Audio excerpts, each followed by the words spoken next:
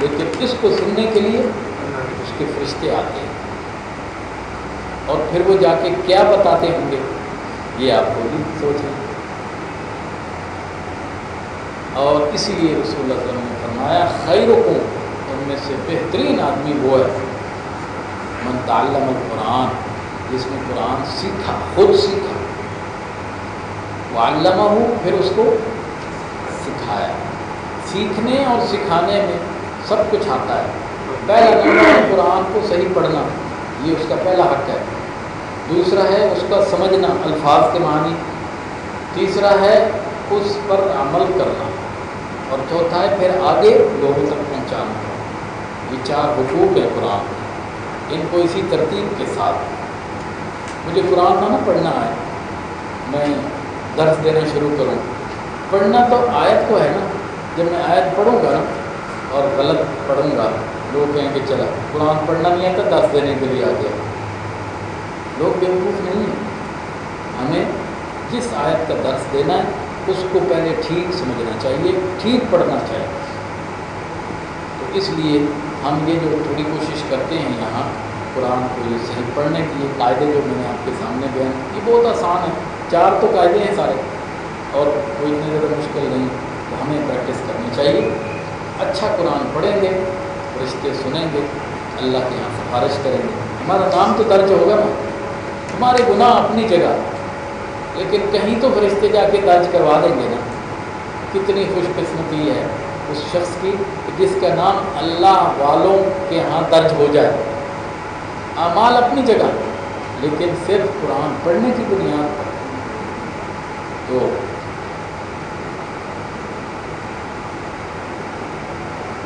حضور صلی اللہ علیہ وسلم فرماتے ہیں کہ قیامت کے دن ایک آدمی آئے گا، تو اس کے اعمال نہیں ہوں گے اتنے، لیکن اللہ فرمائے گا تجھے میں جنت میں اس وجہ سے بھیج رہا ہوں کہ تجھے اور کوئی کام ہی کوئی نہیں تھا میری کتاب کے پڑھنے کے علاوہ۔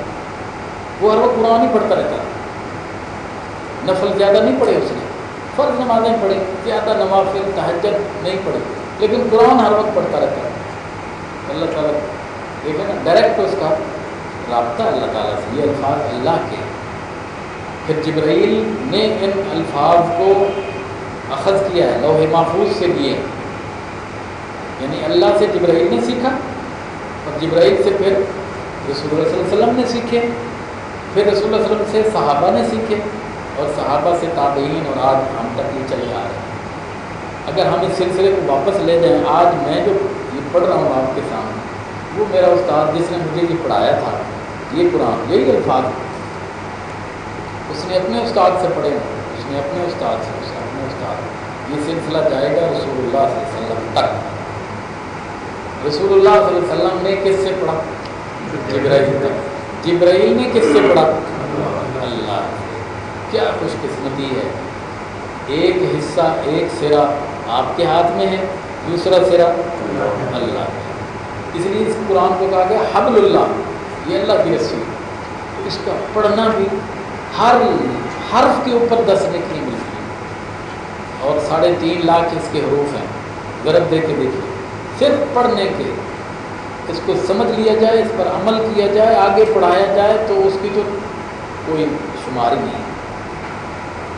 اب آگے سورہ نور، جس کی ہم نے ابتدا کی اور اس کے 3 رکوع ہم نے ترجمے کے ساتھ سیکھ لیے، آج اس کا 4تھا رکوع ہے، اور 4تھا رکوع جو ہے اس کا ترجمہ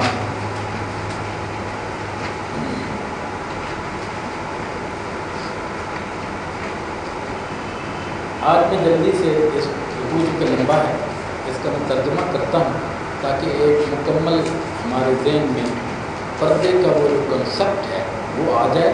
اس کے بعد تشریح انشاءاللہ ہم منڈے کو کریں گے، لیکن یہ موضوع ایسا ہے کہ جس میں بالکل متعصب ذہن کے ساتھ مت بیٹھیں، کھلے ذہن کے ساتھ بیٹھیں، آپ ڈسکس کر سکتے ہیں۔ یہ کیا یہ حکم جو پردے کا ہے اس دور میں منسوخ تو نہیں ہو گیا؟ آپ ڈسکس کر سکتے ہیں، کریں گے، کھل کے کریں گے، کوئی مسئلہ نہیں، ٹھیک ہے۔ لیکن پہلے ذرا میں چاہتا ہوں ترجمہ کر لیں۔ سورہ نور ہے، ایسی صورت ہے کہ اللہ کے رسول نے فرمایا کہ خواتین کو سورہ نور کی تعلیم دو، کیونکہ اس میں خواتین کے مسئلے ہیں، تو ان کو تعلیم دو۔ یا ایھا الذین آمنوا، اے ایمان والو۔ دیکھیے خطاب کافروں سے نہیں ہے، کیونکہ بات آگے پردے کی آ رہی ہے۔ خطاب کس سے ہے؟ ایمان والوں سے۔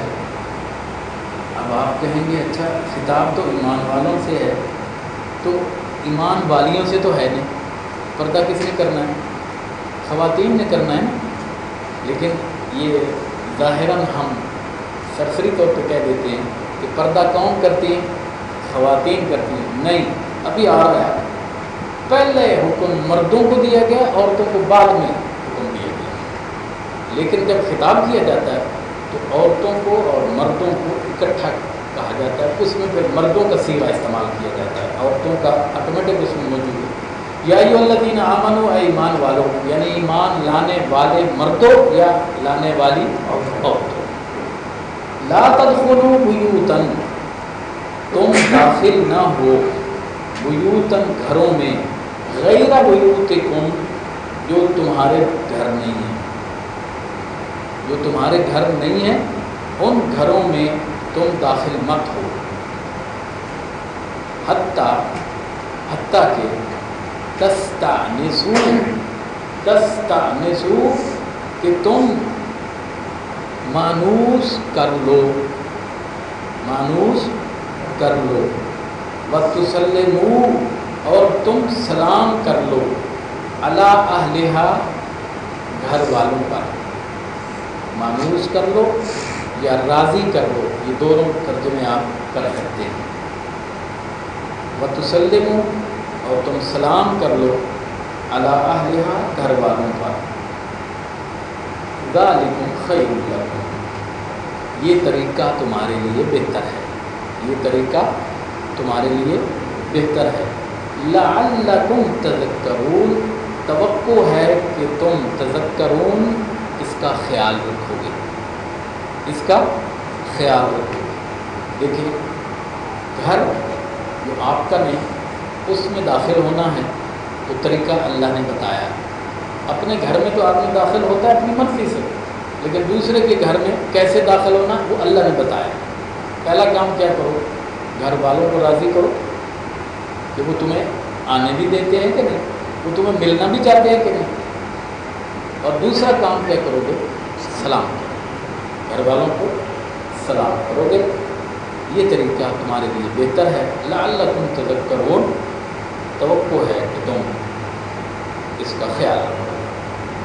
سورت کی ابتدا میں دیکھیے، اب یہ وہ احکام ہیں، یہ بظاہر تو پردے کے ہیں، لیکن اس سے پہلے جو احکام بیان ہو چکے ہیں وہ احکام ہیں کہ جو واقعہ ہوا، واقعہ وہ بھی ایک ہوا، اور اس سے پہلے الزانیۃ والزانی فاجلدوا کل واحد منہما، وہ بھی ایک حکم ہوا اس معاشرے میں۔ اس معاشرے میں جس میں یہ تہمت لگائی گئی حضرت عائشہ رضی اللہ عنہا پر، اور وہ بے گناہ تھی، اور صفوان بن معطل وہ بے گناہ تھے، دیکھنے والی آنکھوں نے صرف دیکھا، بیان کرنے والی زبانوں نے بیان کر دیا بغیر ثبوت کے۔ وہ واقعہ دیکھا ہی نہیں، کسی ایک نے بھی نہیں دیکھا۔ چلو ایک آدھ کوئی دیکھ لیتا، گواہ تو چار ہی لانے چاہیے نا، ایک آدھ نے بھی نہیں دیکھا، لیکن بس ایسے پھیلا دیا اس معاشرے کے اندر۔ تو یہ اس واقعے کو جو ہو گیا ہے، جو یہ اس برائی کو کیسے روکا جائے، اس کے احکام اس سے پہلے آ گئے ہیں۔ اب جو احکام آ رہے ہیں یہ وہ احکام ہیں کہ آئندہ ایسے معاشرے کے اندر یہ واقعات نہیں ہونے چاہیے، ان کا سد باب کیسے کیا جائے، اب وہ آ رہے ہیں۔ اب آپ دیکھیے، جس معاشرے میں زنا، جس معاشرے میں تہمت لگانا، جس معاشرے میں پاک دامن خواتین کے اوپر تہمت لگانا، اور کل تو ہم نے پڑھا اللہ نے کمال کر دیا، کل کیا فرمایا کہ الذین یرمون المحصنات الغافلات، جن بیچاریوں کو یہ پتہ ہی نہیں کہ بدکاری ہوتی کیا ہے، اتنی سادہ لوگ ہیں، بدکاری کیا ہوتی ہے یہ پتہ نہیں، لیکن اگر تم ان کے اوپر تہمت لگاؤ گے تو اللہ نے کل کیا فرمایا تھا کہ ایسے لوگوں کے لیے جو ہے وہ عذاب عظیم، بہت بڑا عذاب۔ اور کل میں نے یہ بھی عرض کیا کہ اللہ کے رسول صلی اللہ علیہ وسلم نے حدیث مبارکہ میں فرمایا کہ 7 گناہ کبیرہ ایسے ہیں کہ جو عذاب کو لے آتے ہیں، جو عذاب کو اسی دنیا میں لے آتے ہیں۔ ان میں سے ایک یہ بھی ہے کہ کسی سادہ خاتون کو جو ہے اس پر تہمت لگا دیں، یہ بھی انہیں گناہ کبیروں میں سے۔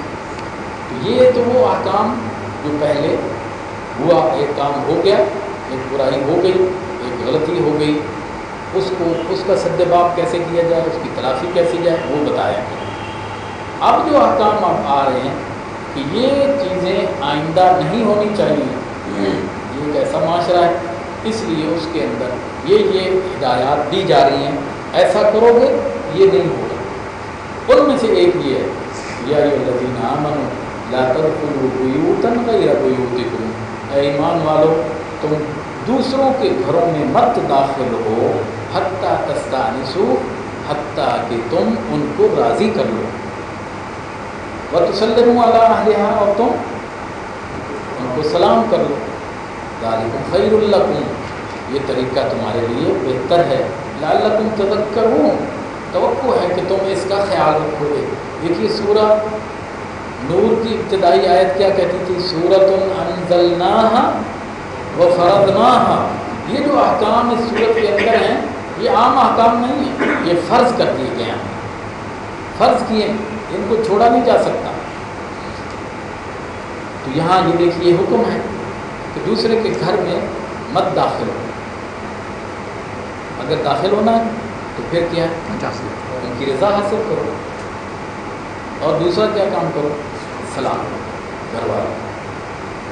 فَإِن لَّمْ تَجِدُوا فِيهَا أَحَدًا، اور اگر تم ان گھروں میں کسی کو نہ پاؤ، کوئی نہ ہو، گھر خالی پڑا ہے، فَلَا تَدْخُلُوهَا، مت داخل ہو اس کے، فَلَا تَدْخُلُوهَا، تم ان گھروں میں مت داخل ہو، حَتَّى يُؤْذَنَ لَكُمْ، یہاں تک کہ تمہیں اذن دیا گیا ہو، تمہیں اجازت مل جائے۔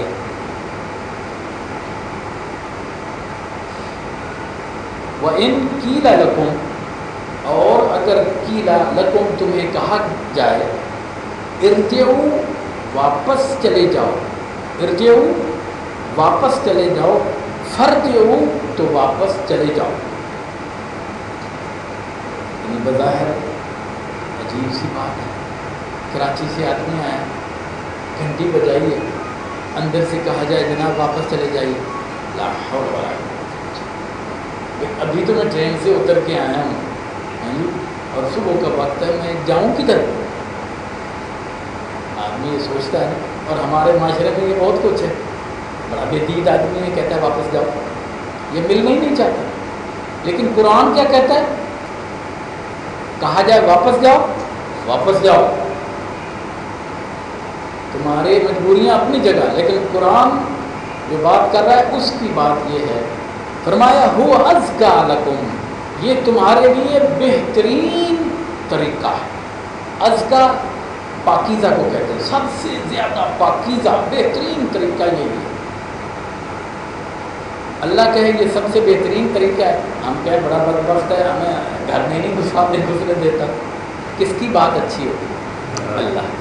اللہ نے کہا بہترین طریقہ ہے، گھر والوں نے کہا واپس جائیے، واپس جائیے، وہ آپ کی مجبوری، جہاں مرضی جائیں، لیکن واپس جائیے۔